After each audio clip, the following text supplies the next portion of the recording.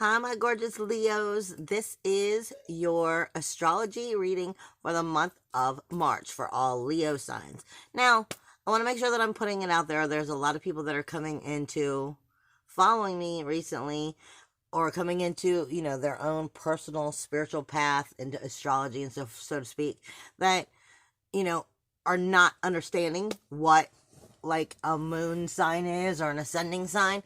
Now, I can do your astrology, obviously, and you could, if you're really interested in it, you could always go down below and order from my website, and I can do your own personal astrology. But if you're not interested in that and you just want to know, you just don't understand, you can always, like Google, how to find out what your ascending sign is or your moon sign, and they'll be able to give you where your planets are as well as tell you what these two are. Kind of give you a chart. They don't necessarily explain it, but they give it to you. But I'm giving you that information so at least you can understand, the three different parts of you for the most part while you're listening to these videos so that you can go to the right videos and help to understand what you're talking about. Now, with that being said, if you are like a moon Leo, I'm talking more about your emotions right now, your emotional depths, your subconscious becoming conscious. And then it would be following through within these houses and these energies. If you're a Venus Leo, then we're talking more about your sensitivity within these areas. But if you're a rising Leo or a Sun Leo, we're talking more about your cores and the actual houses in general. Just so you have a clue. Now, with that being said, Spirit is telling me there's going to be a lot of heart chakra and crown chakra, or heart and third eye, going on this month for Leos. And it's about opening the heart. It's about opening the heart or breaking blocks within the heart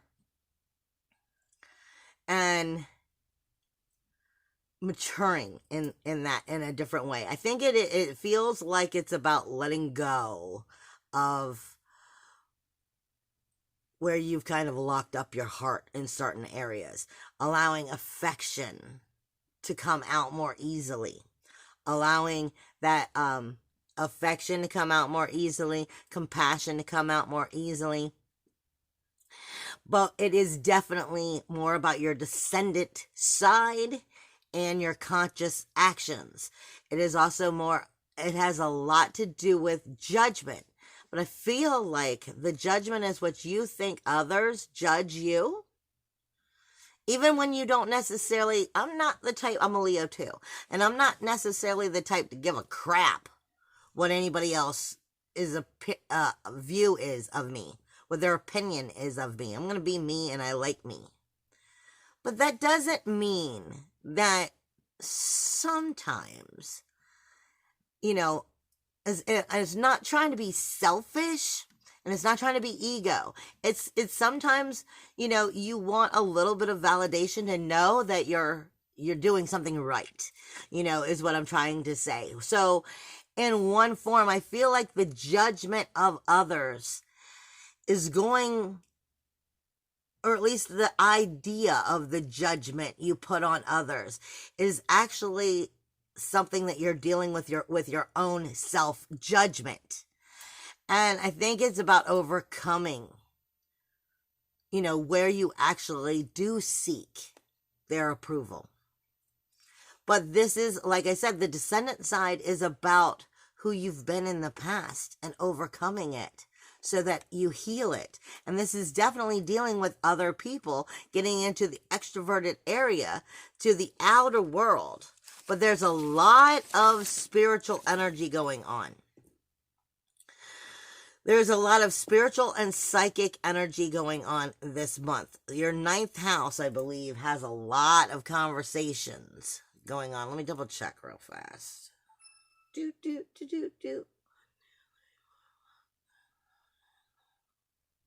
Yeah. Because your 9th house is Aries. And it has a lot of conversations going on with communication. And we'll get into that in a second.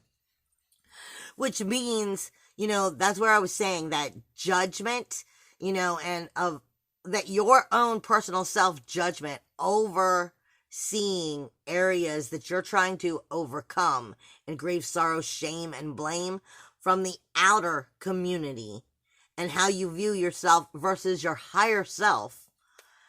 I feel like it's a tug of war with the communication you have with yourself because you're trying to arise to a new shape-shifting energy, which is more of a higher, soulful energy. Because the ninth house is all about our spiritual urges. It's all about our philosophy, our religion, yes, but it's about our ethics, our morals, our spiritual urges, our higher education, our higher learning, that higher self, visions, psychic energy, journeying,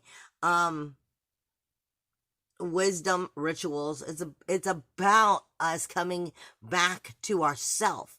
But in order for us to come back to ourself, we have to overcome some of our inner evils that we don't think is allowing us to truly get in touch with that higher self.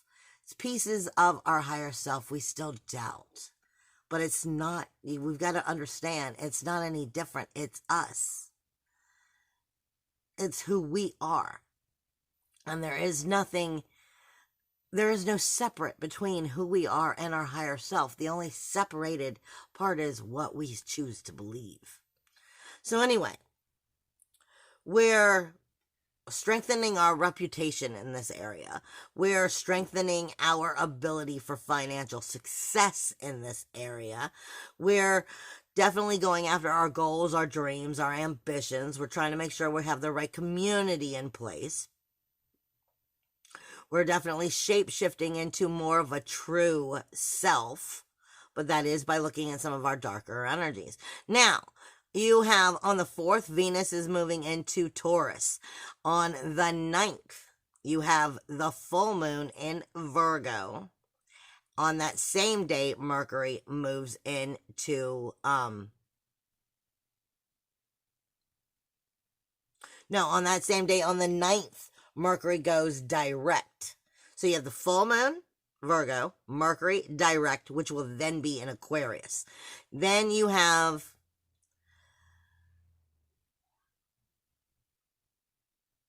on the 16th, Mercury coming back into Pisces. So then we have the sun is going into Aries on the 19th. You have Saturn entering Aquarius for a very short amount of time on the 21st. And I say that way because when Saturn enters Aquarius for the next month or so, until it actually retrogrades back into Capricorn, it's getting an assessment of next year. Okay? So Saturn's rules wall boundaries, and as they move into Aquarius, it's going, okay, so what am I going to be working on next year?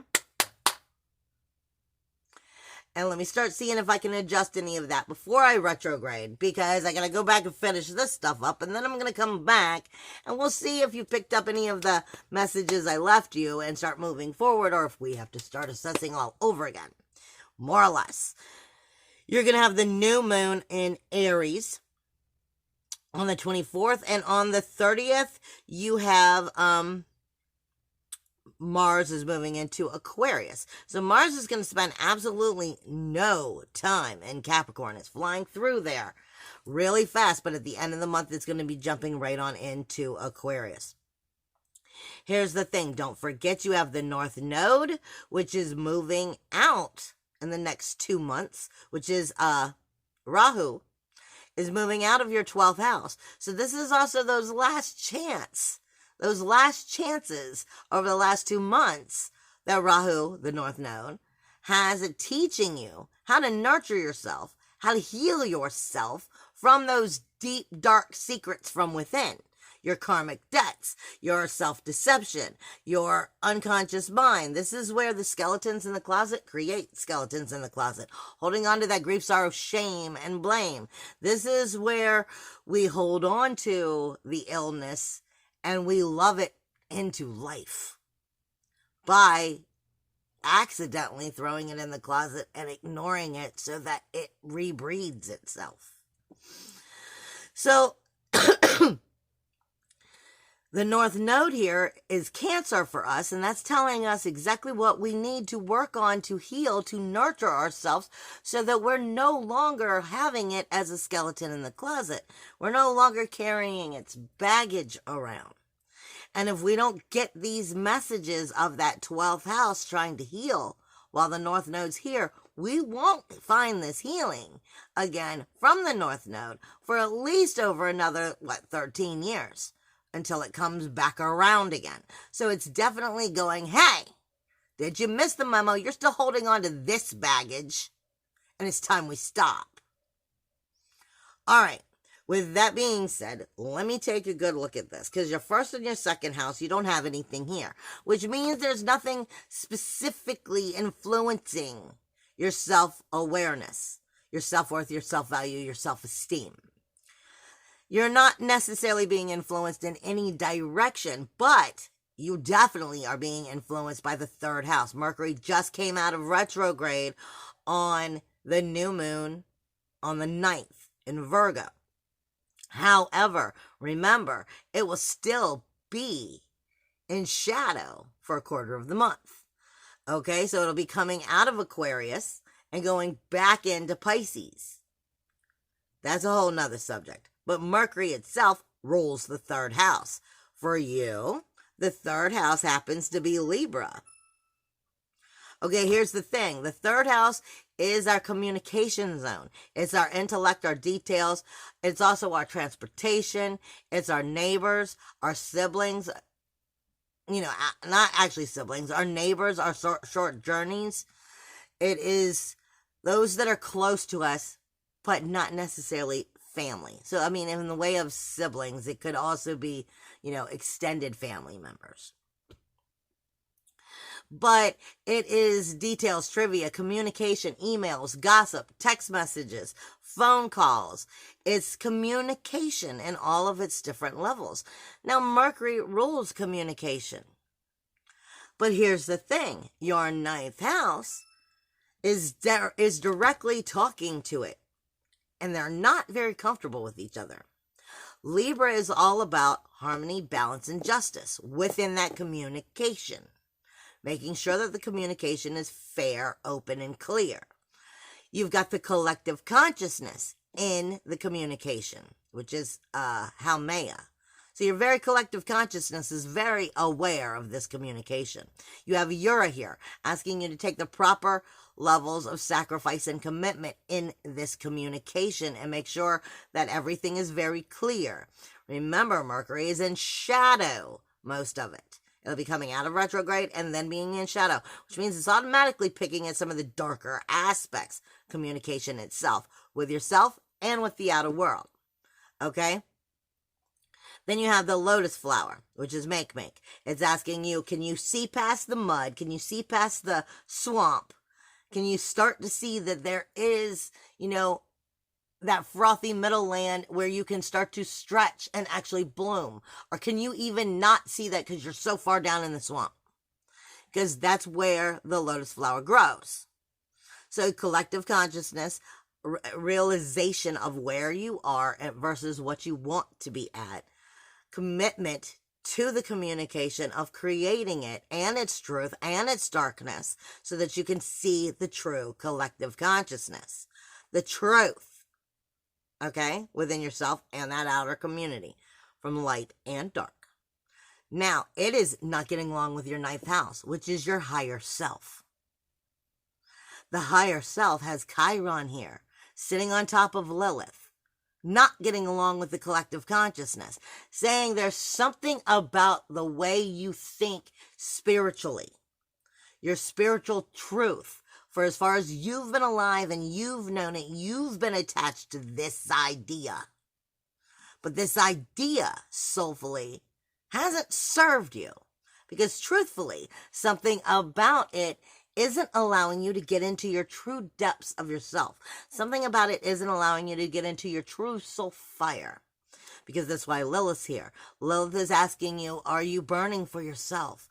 You were given a spirit, a soul, for your one little body versus this whole giant world.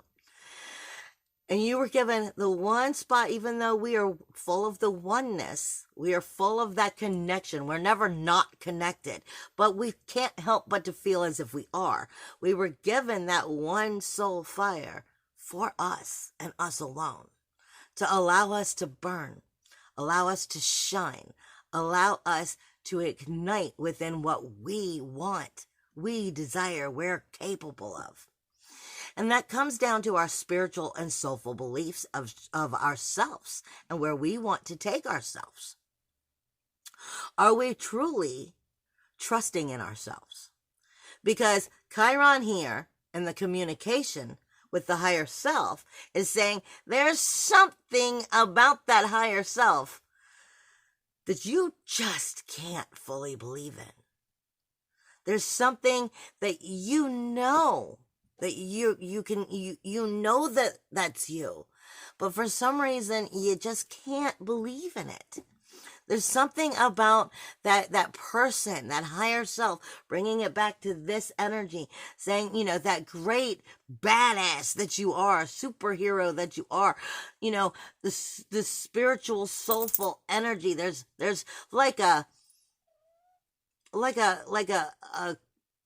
cord that's just disconnected. Like, no,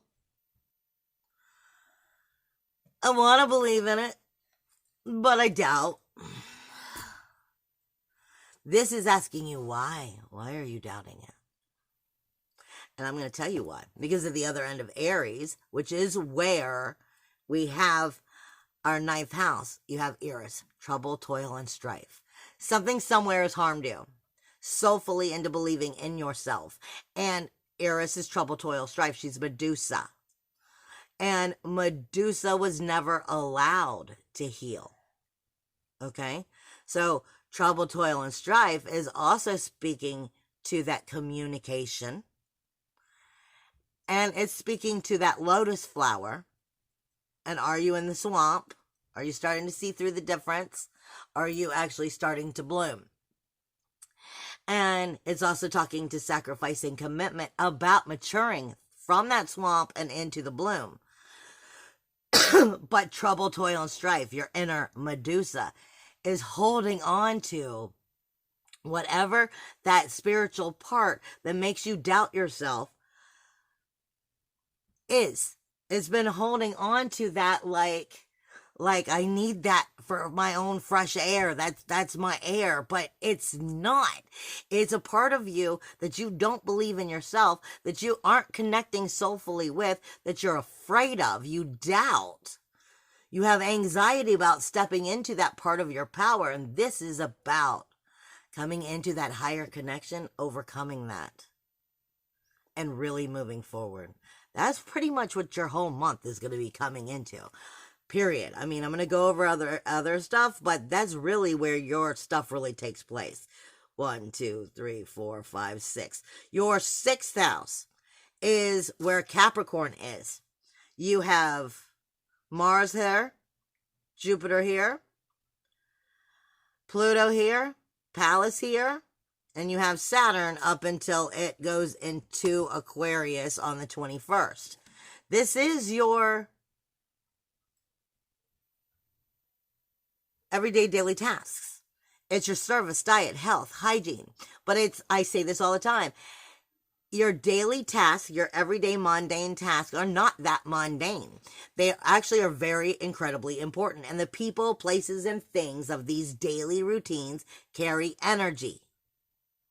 You have spirit here, which is Pluto, asking you, where are you connecting with your own spirit, with what you desire within these routines? And are you connecting with what you desire in these routines? Or are you still connecting with what everybody else is telling you these routines need to be? Saturn is about to move out, so it's definitely giving you that, yo, are you listening? Because it's about to move into Aquarius, which will be your 7th house. But at the moment, it's still going, the rules, walls, and boundaries, are you setting them right so that these routines, my cat, so that these routines are serving you? People, places, things, energies that you consume in your daily routine. If they're not serving you, then they're harming you. It's not maybe, it's one or the other. Mars is coming in telling you to take action. Jupiter is showing you the abundance of what needs to be done. And Pallas is speaking to you about understanding the sacrifice and commit, not the sacrifice and commitment, the strategic thinking about making it so. She's Athena, the warrior goddess. On top of Mars, your inner warrior, asking you to put your fire behind your mouth, your passion, your action, your aggression. Take action within these routines. Make sure that they're healthy routines and people, places, and things of energies that you are consuming every day. And I say this all the time. Some people go jogging every day. Some people go to the gym every day. Some people go to the bar every day. What are you providing for your daily routine? I'm not saying going to a bar is a bad thing. Everybody deserves to have a drink once in a while. But if you live there and you're drunk all the time, that's what I'm trying to get at. Now, as you move into Aquarius, Aquarius happens to be your relationship zone. At the end of the month on the 21st, Saturn is moving in here. You're going to have Saturn here for the next 2 years, but it's only moving in for a tiny little moment, and then it's going to retrograde back into that routine house. So it's going to come in and it's going to go, okay, where are the rules and the walls and the boundaries in these routines just really bad, and where do I need to start working on them? Because it's not serving you. These are having bad, unhealthy relationships, or where we do have good ones, let's figure out how to strengthen them with proper rules, walls, and boundaries, and know where they need to shift. But you have Ceres here. Ceres is karma. Ceres is karma in the relationship zone. And this is partnerships, relationships. It is your spouses, your parents, your children, your working environment, anything you care about, you have a relationship with. Ceres is the threefold. She's the threefold. She's talking to you about what you nurture or what you neglect within these relationships. And then you have Saturn coming in to go, the proper rules, walls, and boundaries in the proper places. What do we need to explore and shift to make right? Remember, karma, threefold, nurture or neglect versus proper rules, walls, and boundaries. That's what you're going to be seeing, period, in your relationship zone. Strengthening it or breaking it, basically. And then you have Pisces, which is where Mercury was mainly taking place, as well as Mercury did go into Aquarius for a short amount of time, your 7th house, for its retrograde.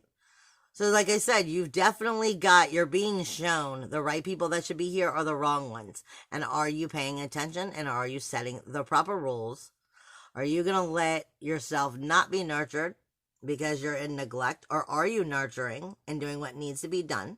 Setting those rules, right rules. Mercury was in the communication of the 7th and the 8th house. The rules, walls, and boundaries of the relationship itself. Versus the relationship. It's teaching you how to strengthen a new foundation for healthy relationships by showing you where they're not healthy or where they're not existent and they're going into past lives and reminding you of it. And then what needs to happen so that your karmic future is clean and that you're nurturing yourself. That's pretty much what's going on in the 7th and the 8th house. Plus, the sun is going to be coming through it and illuminating it until it moves into Aries on the 19th. So those relationships are being illuminated, period, like I said. Now, you come all the way around to that 9th house. Again, we've already spoken about Libra and Aries with Chiron, Lilith, and Eris. So I'm going to skip that. We're going to go right into the 10th house. The 10th house is where Uranus is and Venus. This is your honor, your reputation, your prestige, your professional career, your trying to express your individuality, your uniqueness, your freedom, your inventive self into that outer community, social foundations, financial success, social foundations, your honor, your reputation. You're trying to show who and what you are and stand in your power, but that's going to go right back to that 9th house. Do you believe in your power? Are you going to overcome what's actually keeping you from creating that? That's not the outer world. That's not their judgments. That's your judgments. And you need to believe in that and your own self-healing in order to bring in that reputation, that prestige, that honor, that professional world into strengthening, so that you can actually see it become financial success. There is judgment going on here from that outer community, but it's not the way that you think it is. It's coming into you believing in yourself so that you can bring that into full power and then full steam ahead. The only thing that you have going on in your 11th house is Gemini, and that's Gemini, and that is Vista. And that's not even going to happen until the 21st. Vista is the soul fire. The soul fire in the community, the friends, the groups, the dreams that create your ambition, your goals, your dreams, and bring them into reality. If you're standing in your power, if you believe in yourself, if you've come to start healing that little twitch of thinking, that disconnected, like missing connection of higher self versus self, you start to connect it. You start to put the tape around where it's sparking out and it's not working right.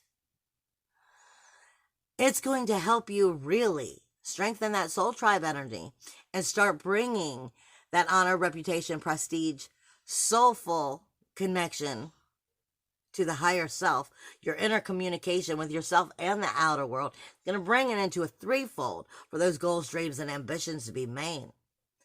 But it all comes down to, is the soul fire believed in? Because if it's not, then it's just going to burn here. And that's all it's going to do. It's going to burn here in your head. Because you'll have the ideas. You'll have the ideas of what to do. But if you don't believe in yourself enough to bring them out, it'll just burn. This is about sharing that fire with everybody else because you believe in you. It's the time to move forward. I love you guys. Bye.